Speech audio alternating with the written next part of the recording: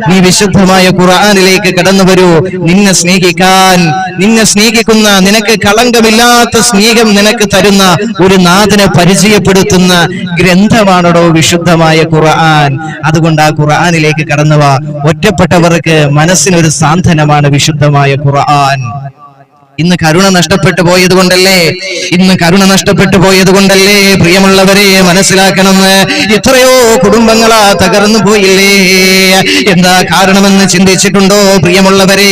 മനുഷ്യ ഹൃദയത്തിൽ നിന്ന് കരുണ എന്ന ഉത്കൃഷ്ടമായ സ്വഭാവ ഗുണം നമ്മിൽ നിന്ന് നഷ്ടപ്പെട്ടു പോയത് കൊണ്ടല്ലേ. എന്തിനേറെ പറയണം, നമ്മിൽ നിന്ന് താഴെയുള്ളവരോട് നാം എങ്ങനെയാ പെരുമാറുന്നതെന്ന് ചിന്തിച്ചിട്ടുണ്ടോ? നമ്മിൽ നിന്ന് സാമ്പത്തികമാകട്ടെ ശാരീരികപരമാകട്ടെ താഴ്ന്നവരോട് നാം കരുണ കാണിക്കുന്നുണ്ടോ? ആരെയും നാം വില കുറച്ച് കാണരുതേ പ്രിയമുള്ളവരെ, ആരെയും നാം നിസ്സാരമായി തള്ളിക്കളയരുതേ.